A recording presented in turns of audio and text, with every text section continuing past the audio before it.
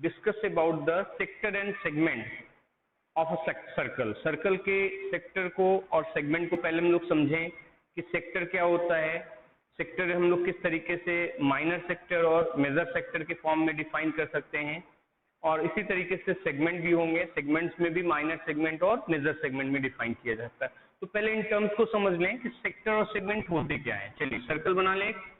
देखिए सर्कल आपने बना लिया और इस सर्कल के सेंटर से, ठीक है, अभी क्या एक सर्कल कंप्लीट है, इस सर्कल के सेंटर से अगर आप इस सर्कमफ्रेंस के किसी आर्क को ज्वाइन करते हो, आर्क दैट मीन्स ये सर्कल का पूरा सर्कमफ्रेंस है, तो उसमें आपने कुछ पॉइंट्स ले लिए, जैसे आपने यहाँ पर ले लिया ए और यहाँ पे ले लिया आपने बी, ठीक है, और यहाँ पे हम लोग चलो पी भी कह सकते हैं, ए पी बी क्या हो गया, आर्क हो गया, ठीक है ना। तो यहाँ पर ए पी बी लिखने का भी सेंस होता है, क्यों होता है भी हम आपको बताते हैं। हम ए बी ही क्यों नहीं लिखे, ए पी बी क्यों लिख दिया हमने, वो भी अभी आप बताते। पहले ये समझिए कि हमने यहाँ पर ए पी बी क्या ले लिया, एक आर्क ले लिया, ठीक है। ये आर्क कैसा है, ये माइनर आर्क बोला जाएगा। आर्क को भी अगर हम डिफाइन करें तो देखो माइनर आर्क और मेजर आर्क में कर सकते हैं। माइनर आर्क क्यों हुआ, क्योंकि देखो पूरा सर्कमफ्रेंस आपका देख सकते हो, ये कंप्लीट सर्कमफ्रेंस है, उसमें आपने एक पार्ट लिया सर्कमफ्रेंस का जो कि बचे हुए पार्ट से क्या है, बचे हुए जो दूसरा पार्ट है उससे ये स्मॉलर है, ठीक है। तो अभी देखो आपने आर्क को बोला ए पी बी, ठीक है।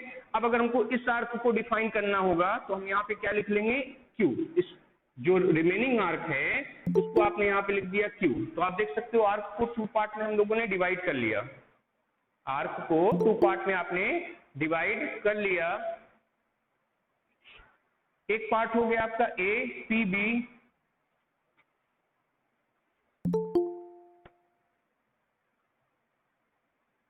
तो आपने देखा एक सर्कल को आपने एक ए पी बी एक आर्क आपने ले लिया, तो देख सकते हो ये जो आर्क है वो कैसा होगा, माइनर होगा। माइनर सेंस की वो जो रिमेनिंग आर्क है उस सर्कल का ए क्यू बी, ये मेजर आर्क हो गया, ठीक है। तो आपने आर्क बना लिया। देखो पी और क्यू लिखने का सेंस ये था कि जैसे अभी आप केवल ए बी लिखते, केवल आप आर्क को ए बी डिफाइन करते और यहां से भी चलो क्यू हमने हटा दिया। तो अब ए बी अगर हम डिफाइन करते तो ए बी आर्क इधर से भी हो सकता है और ए बी आर्क इधर से भी हो सकता है। तो आप किसकी बात कर रहे हो, माइनर की मेजर की। तो उस केस के लिए हम लोग यहाँ पर आर्क में एक पॉइंट और लेते हैं, जिससे ये क्लियर होता है कि हम लोग किस आर्क की बात कर रहे हैं। अभी ए बी बोलेंगे तो ए बी तो ये भी हो सकता है और ए बी ये भी हो सकता है, तो किस आर्क की, या तो फिर माइनर मेजर लिखिए वहां पे, ठीक है। तो उस केस में हम लोग यहाँ पर एक पॉइंट और ले लेते हैं पी। अब ये हमारा देखो माइनर आर्क हो गया, माइनर आर्क क्या हो गया, ए पी बी। कुछ इस तरीके से इस पे आर्क का सिंबल भी देते हैं डिफाइन करने के लिए, A P B is an arc, ठीक है। अब जो मेजर आर्क हो गया, जो रिमेनिंग पार्ट है, रिमेनिंग पार्ट देख सकते हो आपका यहाँ पे हमने क्यू लिखा था, ए क्यू बी, तो ये हो जाएगा आपका मेजर आर्क, क्लियर। तो मेजर आर्क हो जाएगा ए क्यू बी। अभी आपने क्या किया कि सर्कल से, सर्कल के सर्कमफ्रेंस से आपने आर्क्स डिफाइन कर लिए, ए पी बी और ए क्यू बी। क्लियर हो गया होगा आर्क को कैसे हम डिफाइन कर सकते हैं। अब देखो सेक्टर की बात करेंगे, तो आपने जैसे एक माइनर आर्क लिया ए पी बी, अब आप क्या करो, इसके सेंटर से इस आर्क के एंड पॉइंट्स को मिला दो। इस सेंटर ओ से आप क्या करिए, इस सेंटर ओ से आप इस पॉइंट ए जो कि सर्कमफ्रेंस पे है और दूसरा पॉइंट बी जो कि सर्कमफ्रेंस पे ही आ रहा है और ए पी बी आपने आर्क बताया है, तो जब आप इसको ज्वाइन करोगे इस तरीके से, ठीक है, मतलब किसी आर्क के एंड पॉइंट्स को आप सेंटर से ज्वाइन कर देते हो, तो ये जो फॉर्मेशन होता है this is known as the sector. देख सकते हो इसको बोलते हैं सेक्टर। ये क्या है आपका, सेक्टर हो गया, क्लियर। तो इसको हम लोग बोलेंगे सेक्टर, ठीक है। अब सेक्टर भी डिफाइन किया जा सकता है टू पार्ट्स में। सेक्टर को कैसे डिफाइन करोगे टू पार्ट में, देखो ये पार्ट जो आपका है वो आपका देख सकते हो कैसा है, ये माइनर है, छोटा है, तो ये रिमेनिंग पार्ट देख सकते हो ये बच रहा है, ये आपका क्या हो जा रहा है, मेजर पार्ट हो रहा है सेक्टर का, और ये वाला जो पार्ट हो रहा है वो माइनर पार्ट हो रहा है, तो इसको हम लोग बोलेंगे माइनर सेक्टर। ये क्या हो जाएगा, it is known as the minor sector. और ये रिमेनिंग पार्ट बच रहा है इसी को क्या बोला जाएगा, major sector, major sector. Clear, ये बात समझ में आ गई होगी कि आप किस तरीके से किसी सर्कल में सेक्टर को डिफाइन कर सकते हो। तो आप किसी आर्क के एंड पॉइंट्स को जब आप सेंटर से ज्वाइन करते हो तो ये जो पार्ट आपको मिलता है ये होल सर्कल में जो रिमेनिंग पार्ट है उससे छोटा दिख रहा है, तो इसको हम लोग बोलेंगे सेक्टर, और ये हो गया माइनर सेक्टर। और इसके बाद जो ये रिमेनिंग पार्ट बच रहा है जो कि आप यहां से ए क्यू और बी आर्क पे जो आपका ये रिमेनिंग पार्ट आ रहा है, this is known as the major sector. Clear हो गया होगा सेक्टर क्या होता है। अभी इसके फॉर्मूले के बारे में हम लोग बात करेंगे, पहले आप समझ लो टर्म्स को कि होते क्या है ये। आर्क कैसे डिफाइन किया आपने, सेक्टर कैसे डिफाइन किया सर्कल के अंदर, ठीक है। और ये जो सेक्टर होते हैं ना किसी पर्टिकुलर एंगल पे ही होंगे, तो यहाँ पर एंगल को भी हम लोग डिफाइन करेंगे, इस एंगल को हम लोग थीटा ले लेंगे और इसी एंगल के बेस पे हम इसके एरिया को भी कैलकुलेट करने वाले हैं। थोड़ा सा पहले टर्म्स को समझ लिया जाए। सेक्टर भी हो गया। अब आप एक और वर्ड यहाँ पे यूज कर रहे हो सेगमेंट, तो सेगमेंट क्या है इसको समझ लें। चलिए सेगमेंट को अगर इसी में समझना है, चलिए इसी फिगर में देख लेते हैं। तो आप जब एक कॉर्ड ड्रॉ करते हो, एक कॉर्ड ड्रॉ करते हो, जैसे आपने देखा A P B is arc, तो अब ए और बी को अगर हम ज्वाइन कर दें तो वो क्या होगा, एक कॉर्ड होगा। तो अगर हम एक कॉर्ड को इस तरीके से बनाएं, ये देख सकते हो ये कॉर्ड है, तो कॉर्ड ए बी क्या करेगा, सर्कल को टू पार्ट में डिवाइड कर लेगा, ठीक है ना। देख सकते हो ये कॉर्ड ए बी हो गया। अब कॉर्ड ए बी सर्कल को टू पार्ट में डिवाइड कर रहा है ना, एक पार्ट देखो ये स्मॉलर पार्ट है जो कि यहाँ पर आप देख सकते हो बन रहा है, ठीक है। और एक इस कॉर्ड के दूसरे तरफ का पार्ट जो कि एक बिगर पार्ट है, तो इन्हीं पार्ट्स को हम लोग बोलते हैं सेगमेंट, ठीक है। तो आप देख सकते हो ये जो पार्ट हमको मिलता है, इस पार्ट को बोला जाता है माइनर सेगमेंट। ये छोटा है ना, जो छोटा होगा उसके लिए माइनर यूज करेंगे, जो बड़ा होगा उसको हम लोग मेजर वर्ड के साथ लिख देते हैं, ठीक है। तो ये वाला जो पार्ट हो गया वो हो गया माइनर सेगमेंट। क्लियर हो गया होगा कि जब आप किसी सर्कल में एक कॉर्ड ड्रॉ करते हो तो कॉर्ड क्या करता है, सर्कल को टू पार्ट में डिवाइड कर लेता है, और जो ये एक स्मॉलर पार्ट होगा वो हो जाएगा आपका माइनर सेगमेंट। अब देखो ये जो बिगर पार्ट बच रहा है, ये होल पार्ट जो कि इस कॉर्ड के इस साइड में है, इसको बोला जाएगा मेजर सेगमेंट, ठीक है। तो ये टर्म्स आपको बिल्कुल क्लियर हो गया होगा। हमने आपको अभी ये समझाया कि आर्क को कैसे हम डिफाइन करेंगे, ठीक है। आर्क डिफाइन कर लिया आपने, आर्क में भी आपने दिखाया कि एक माइनर आर्क हो सकता है और दूसरा वाला जो पार्ट बच रहा है वो आपका मेजर आर्क हो जाएगा, ठीक है। इसके बाद आपने देखा कि जब सेंटर से आर्क के एंड पॉइंट्स को ज्वाइन करते हैं तो जो ये फॉर्मेशन आपका पूरा हो रहा है ओ ए पी बी, ये देख सकते हो ये पूरा formation O A P B, ये पूरा जो एरिया कवर कर रहा है ये होगा सेक्टर। तो सेक्टर को भी टू पार्ट में डिवाइड कर लिया, ये हो गया माइनर सेक्टर। तो जो रिमेनिंग पार्ट बच रहा है वो हो जाएगा मेजर सेक्टर, हो जाएगा ना, ठीक है। अब नेक्स्ट था सेगमेंट। तो जब हम किसी सर्कल में कॉर्ड ड्रॉ करते हैं, कॉर्ड ड्रॉ करने के लिए हमने क्या किया, जो ये आर्क था उसके एंड पॉइंट्स को ज्वाइन कर दिया तो एक कॉर्ड का फॉर्मेशन हो गया। तो जब आप किसी सर्कल में कॉर्ड ड्रॉ करते हो तो chord can divide a circle into two parts. अब दो पार्ट में डिवाइड कर दिया तो उस केस में जो स्मॉलर पार्ट होगा उसको हम लोग बोलेंगे माइनर सेगमेंट। ये सेगमेंट हो जाएंगे, इनको दोनों को सेगमेंट ही बोलते हैं। ये जो सर्कल था वो जब टू पार्ट में डिवाइड हुआ तो वो सेगमेंट्स हो गए सर्कल के। अब उसको माइनर और मेजर डिफाइन किया जाता है उसके एरिया के हिसाब से। जो स्मॉलेस्ट एरिया में होगा वो हो जाएगा माइनर सेगमेंट और जो बिगर एरिया कवर कर रहा होगा वो हो जाएगा मेजर सेगमेंट। तो चलिए अब इसके एरिया की बात करते हैं कि कैसे हम लोग सेक्टर और सेगमेंट के एरिया को कैलकुलेट करेंगे। तो चलिए देखते हैं एरिया कैसे फाइंड होगा। सेक्टर का, सेगमेंट का एरिया फाइंड करना है तो कैसे हम लोग फाइंड कर सकते हैं। तो स्टार्ट करेंगे हम लोग एरिया ऑफ सर्कल से। चलिए एक सर्कल बना ले, सर्कल बना लिया और इसका रेडियस बोल दिया आर है। इस सर्कल का रेडियस हम लोगों ने एज्यूम कर लिया ये आर यूनिट है, ठीक। आर यूनिट का एक सर्कल बना लिया। तो इसका एरिया अगर बताना है तो आप बिल्कुल बता सकते हो। क्या होगा इसका एरिया, एरिया ऑफ सर्कल। तो सर्कल का जो एरिया का फॉर्मूला आप पिछले एक्सरसाइज में यूज भी कर चुके हो, पाई आर स्क्वायर। पाई क्या होता है ये भी आपको पिछले वीडियो में बताया जा चुका है, ठीक है। तो area of circle is pi r square, clear. तो देखो यहां पर ये जो सर्कल है वो अगर कंप्लीट सर्कल की बात आप कर रहे हो, ठीक है, तो उस केस में उसका जो एंगल होगा, सेंटर पे एंगल होगा वो कितना होगा, अगर आप सर्कल की बात कर रहे हो तो उसके सेंटर पे कितना एंगल होगा, अगर एक सर्कल कंप्लीट किया जा रहा है तो सेंटर पे जो एंगल होगा वो कंप्लीट एंगल होगा 360 डिग्री, करेक्ट। तो इसका मतलब ये हो गया कि सर्कल के 360 डिग्री का जो एरिया आ रहा है, दैट मीन्स इस पूरे 360 डिग्री के रिवोल्यूशन पे जो एरिया आ रहा है वो आ रहा है पाई आर स्क्वायर, ठीक है। पाई आर स्क्वायर जो एरिया है सर्कल का वो एक कंप्लीट एंगल पे बनाया गया है, ठीक है ना। अब अगर हम इसी में आपसे ये बोलें कि हम 1 डिग्री, देखो 360 डिग्री पे जो एरिया मिलता है वो पाई आर स्क्वायर हो गया। 360 डिग्री सेंटर पे अगर हमारा बन रहा है तो उस समय जो एरिया ऑफ सर्कल होगा वो पाई आर स्क्वायर होगा। अब यहीं पर आपसे ये बोला जाए कि हमको 1 डिग्री का एरिया चाहिए, हमको पूरा नहीं चाहिए। जैसे अब देखो यहाँ पे हम इसको डिवाइड करें तो इस तरीके से छोटे छोटे करके हम इसको 360 डिग्री में डिवाइड कर सकते हैं ना। ऐसे ऐसे ऐसे हमने डॉट डॉट कर दिया।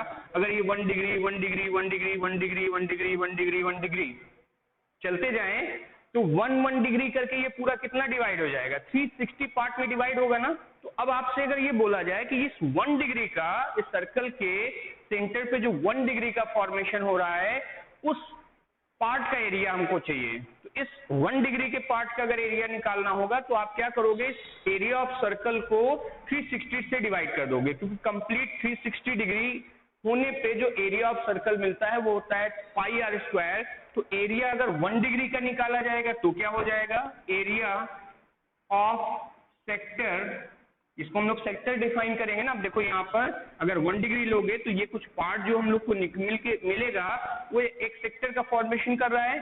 तो area of sector for 1 degree, 1 degree के लिए अगर हम एरिया निकालते हैं तो पाई आर स्क्वायर को डिवाइड करना पड़ेगा 360 डिग्री से, करना पड़ेगा। जब 360 डिग्री से डिवाइड करेंगे तो हमको 1 डिग्री का एरिया मिल जाएगा, ठीक।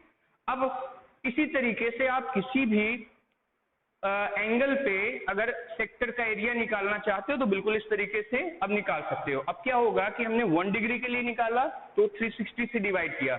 अब ये बोला जाएगा कि 1 डिग्री पे अगर एरिया आपका पाई आर स्क्वायर अपॉन 360 डिग्री आ रहा है तो हम एंगल थीटा डिफाइन कर लें। सपोज कर लो कि हम किसी सेक्टर का जो सेंटर एंगल है, इस सेक्टर का जो सेंटर पे बनने वाला एंगल होगा इसको सेंटर एंगल बोलेंगे, ये अगर थीटा हो जाए, ठीक है, एक पर्टिकुलर एंगल हम लोग डिफाइन करें कि सेक्टर का जो एंगल है वो थीटा हो जाए, थीटा डिग्री हो जाए, तो इस सेक्टर का एरिया अब क्या आएगा, तो 1 डिग्री का आपको पता है ना, यूनिटरी मेथड यूज करिए, 1 डिग्री में कितना एरिया होता है पता है, तो थीटा डिग्री पर कितना एरिया कवर करेगा वो सेक्टर वो हम लोग बता सकते हैं, और वो होगा इस एरिया में इंटू कर लेंगे थीटा का, ठीक है।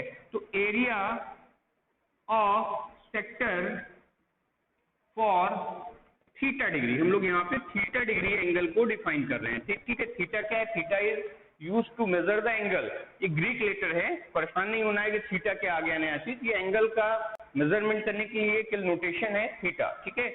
तो थीटा डिग्री पे अगर हम लोग को यहाँ पर सेक्टर का एंगल एरिया निकालना है तो क्या करेंगे, pi r square upon 360 into theta degree, clear. अब इसको थोड़ा सा हम और अरेंज करके लिख दें तो इसको हम लिख सकते हैं theta upon 360 degree into pi r square. तो क्लियरली आप देख सकते हो इस चीज को कि पाई आर स्क्वायर क्या है, pi r square is the area of the circle, और साथ में आपने लगा दिया थीटा अपॉन 360। अब किसी भी सेक्टर का एरिया आप बता सकते हो कि वो कितना एरिया शिफ्ट कर रहा है उस सेक्टर में, अगर आपको एंगल पता हो, रेडियस ऑफ द सर्कल और सेंटर एंगल उस सेक्टर का अगर आपको पता है तो by using this formula we can find the area of that sector. तो इस सेक्टर का एरिया अब हम लोग बता सकते हैं, ठीक है।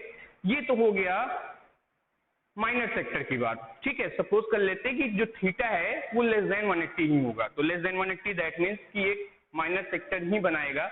अब अगर आपने इस सेक्टर का एरिया फाइंड कर लिया तो रिमेनिंग सेक्टर का एरिया फाइंड करना है। इस रिमेनिंग सेक्टर का एरिया फाइंड करने के लिए आपके पास दोनों ऑप्शन है, आप बिल्कुल इस रिमेनिंग एंगल का को फाइंड कर सकते हो और वहां से भी सेक्टर का एरिया निकाला जा सकता है, और दूसरा जो सिंपलेस्ट मेथड है कि एरिया ऑफ सेक्टर अगर आपने मालूम कर लिया तो होल सर्कल में से एरिया ऑफ सेक्टर को आप रिमूव कर दो तो मेजर सेक्टर का एरिया मालूम चल जाएगा। तो क्या लिख सकते हैं, एरिया ऑफ मेजर सेक्टर। ठीक है, इस मेजर सेक्टर का एरिया निकालना है तो एरिया ऑफ सर्कल में इस एरिया को जो कि माइनर सेक्टर का एरिया था उसको माइनस कर दिया जाए तो pi r square area of circle हो गया minus theta upon 360 degree into pi r square. Clear, दोनों ऑप्शन हमने आपको दे दिए। आप ये भी तो आपका सेक्टर होगा, ये भी एक मेजर सेक्टर होगा, तो मेजर सेक्टर के एंगल के हेल्प से भी आप ये एरिया फाइंड कर सकते हो। ठीक है, और सेकंड ऑप्शन हमने आपको बता ही दिया कि एरिया ऑफ सर्कल में आप माइनस सेक्टर के एरिया को माइनस करिए और आपको एरिया ऑफ मेजर सेक्टर मिल जाएगा। ठीक है, तो आप समझ चुके होंगे कि एरिया ऑफ सेक्टर कैसे निकाला जा सकता है। ठीक है, चलिए सेगमेंट की बात करेंगे। तो चलिए देखते हैं एरिया ऑफ सेगमेंट कैसे कैलकुलेट किया जाएगा। तो एक सर्कल बनाते हैं आर रेडियस का आपने सर्कल बना लिया और ये हो गया सेक्टर, और यहाँ पर आपने सेक्टर के जो आर्क के एंड पॉइंट्स को इस तरीके से अगर आपने ज्वाइन किया तो ये जो पार्ट आता है वो आपका हो गया सेगमेंट। ठीक है, ये सेगमेंट है और इसको हम लोग माइनर सेगमेंट बोलेंगे। ठीक है, ये O हो गया, ए इस पॉइंट को P लिया था और ये हो गया B। ठीक है, अब आप देखो आपको इस एरिया को फाइंड करना है, जो शेडेड एरिया है जो कि आपका माइनर सेगमेंट है, इस सेगमेंट के एरिया को फाइंड करना है। तो आप क्या करोगे कि सबसे पहले फाइंड करोगे area of sector. Area of sector निकाल लेंगे हम लोग, तो एरिया ऑफ सेक्टर OAPB आप सबसे पहले कैलकुलेट कर लेंगे क्योंकि यहाँ पे सेंटर एंगल आपको पता होगा। ठीक है ना, सेंटर एंगल को थीटा ले लिया। तो जब आप एंगल सेक्टर का एरिया OAPB निकाल लोगे तो उसके बाद आपको फाइंड करना होगा एरिया ऑफ ट्रायंगल OAB।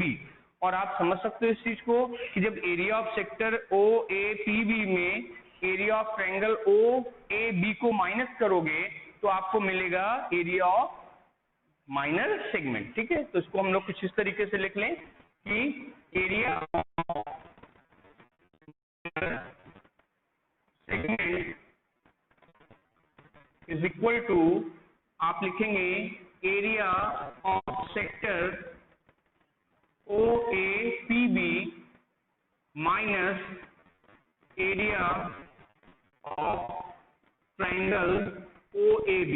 अब जब ऐसे क्वेश्चन आप करोगे तो समय कुछ न कुछ ऐसा गिवन होगा जिससे आप ट्रायंगल OAB की वैल्यू निकाल पाओगे। ठीक है, ये एरिया ऑफ ट्रायंगल का वैल्यू हम लोग निकाल सकते हैं जिससे कि ये सेगमेंट हम लोग कैलकुलेट कर पाएंगे। ठीक है, अभी देखो यहाँ पर एरिया ऑफ सेक्टर OAPB की वैल्यू निकालने का अगर हम लोग सेंट्रल एंगल को वहां थीटा लिए हुए हैं तो वहां हो जाएगा theta upon 360 degree into pi r square, ये सेक्टर का एरिया हो जाएगा, और माइनस यहाँ पर ट्रायंगल का एरिया हम लोग फाइंड कर लेंगे और इसके लिए एरिया ऑफ ट्रायंगल OAB। ठीक है, तो इस तरीके से आप इस माइनर सेगमेंट का एरिया फाइंड कर सकते हो। अब माइनर सेगमेंट का एरिया अगर आपने फाइंड कर लिया और आपको मेजर सेगमेंट का एरिया फाइंड करना है तो सिंपली एरिया ऑफ सर्कल में माइनर सेगमेंट के एरिया को माइनस करेंगे जिससे हम लोग को मेजर सेगमेंट का एरिया मिल जाता है। तो उसको भी इस तरीके से लिख दें, एरिया ऑफ मेजर सेगमेंट। तो मेजर सेगमेंट का एरिया निकालना है तो एरिया ऑफ सर्कल ले लीजिए पाई आर स्क्वायर और माइनस क्या करेंगे एरिया ऑफ माइनर सेगमेंट, ये हो जाएगा एरिया ऑफ माइनर सेगमेंट। ठीक है, तो इस तरीके से आप मेजर सेगमेंट और माइनर सेगमेंट के एरिया को भी कैलकुलेट कर सकते हो। ठीक, अब एक टॉपिक इसमें और आपको क्लियर करना है, वो है लेंथ ऑफ आर्क। सर्कमफ्रेंस आपको पता है, सर्कल का सर्कमफ्रेंस होता है 2 पाई आर, बट अगर किसी आर्क के लेंथ को कैलकुलेट करना है तो वो कैसे करेंगे, तो चलिए इस बात को भी समझ लें। तो लेंथ ऑफ आर्क, किसी सर्कल के आर्क का अगर लेंथ फाइंड करना है तो कैसे करेंगे। चलिए सर्कल बना लें, सर्कल बना लिया रेडियस आर्क का, रेडियस आर्क का सर्कल, ये हो गया सेंटर। सपोज कर लो कि ये पूरा जो सर्कमफ्रेंस है, रेडियस अगर आपने आर ले रखा है तो जो सरकमफ्रेंस है, ये जो बाउंड्री है सर्कल की, उसका लेंथ तो हम लोग कैलकुलेट कर सकते हैं। इसका फॉर्मूला होता है 2πr। तो सरकमफ्रेंस का जो लेंथ होगा वो हम लोग लिख सकते हैं circumference of a circle with radius r radius का अगर हम लोग एक सर्कल ले रहे हैं तो उसका सरकमफ्रेंस होता है 2πr। ये बात तो बिल्कुल क्लियर है, ठीक है।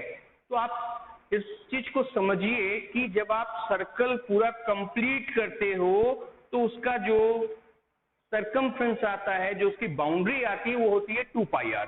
दैट मीन्स कि फिर से सेंटर पे कितना एंगल का फॉर्मेशन हुआ, 360 डिग्री का। दैट मीन्स हम पूरे 360 डिग्री पर सरकमफ्रेंस का जो फॉर्मेशन हो रहा है वो होता है 2πr। तो अगर हम यहाँ पर किसी पर्टिकुलर एंगल के लिए किसी पर्टिकुलर एंगल के लेंथ को उसके सरकमफ्रेंस के लेंथ को कैलकुलेट करना चाहते हैं तो वहां पर फिर वही करना होगा जो कि एरिया में आपने किया था, थीटा अपॉन 360 से इसमें मल्टीप्लाई कर लेना होगा। थीटा क्या होगा, जैसे सपोज कर लो ये लेंथ आपको कैलकुलेट करना है, ये यहां से लेके यहां तक का लेंथ आपको ए है, बी है और पी आपने लिख लिया। तो ए पी बी इस लेंथ को अगर आप कैलकुलेट करना चाहते हो तो ये यहाँ पर कितना एंगल फॉर्म कर रहा है, भैया एक सेक्टर का फॉर्मेशन तो करेगा ना ये आर्क। इस आर्क का लेंथ आपको चाहिए एपीबी का। तो जो आर्क है वो सेंटर पे एंगल का फॉर्मेशन कर रहा है, इस एंगल को हमने बोल दिया थीटा। तो जिस आर्क का लेंथ आपको फाइंड करना है वो सेंटर पे कितना सेंट्रल एंगल बना रहा है उसको हम लोगों ने लिया थीटा।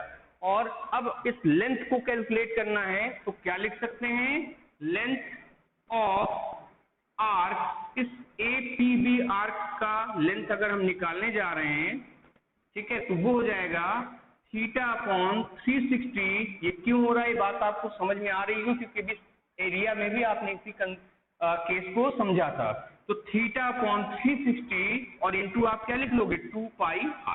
क्लियर हो गया होगा कि जो होल लेंथ था सरकमफ्रेंस का, उसमें से अगर आप इस आर्क का लेंथ फाइंड करना चाहते हो जो कि सेंटर एंगल बना रहा है थीटा एट द सेंटर, तो उसका लेंथ होगा थीटा अपॉन 360 इंटू 2πr, जिससे हम लोग एरिया कैलकुलेट कर सकते हैं। इसको और सिंप्लीफाई कर सकते हो, 2 से इसको कैंसिल करके इसको हम और सिंप्लीफाई करके लिख सकते हैं थीटा अपॉन ये हो जाएगा 180 डिग्री और इंटू πr। ठीक है, ऐसे भी हम लोग इसको लिख सकते हैं। ठीक, तो चलिए ये सारी बातें आप लोगों ने आज समझ ली कि किस तरीके से सेक्टर के सेगमेंट के एरिया को फाइंड किया जा सकता है और कैसे आप किसी आर्क के लेंथ को भी कैलकुलेट कर सकते हो। तो इन नेक्स्ट